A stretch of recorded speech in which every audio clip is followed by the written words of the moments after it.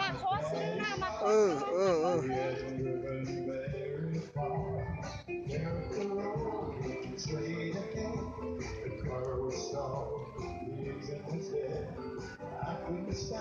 ไปนั่งป้าที่รถลมนี่นั่งไปนั่งป้าอันไปอยากกินเขาไอ้รถลมโค้นนี่แล้วนะ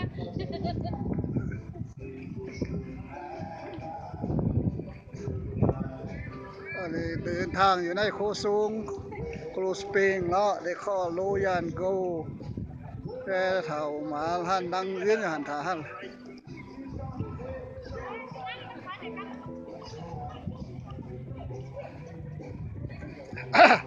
ปักแล้วไปต่อครับปักก็ปักล่ะ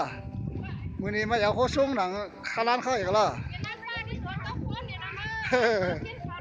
ท่านแม่เฒ่ามันก็นั่งไล่นี่ต้องไล่นี่เขาเดี๋ยวนี้เขา2คนนี่หลินเส้นโทรายให้เนาะแม่เฒ่ามันก็นั่งไล่หลินเส้นโทรายที่เดี๋ยวเอา2คนนี่ปล่อยลงโคสูงนี่ก็ได้นี่เอาลงไปคันว่ามันตายนี่ก็เอาเงินเหลืออะไร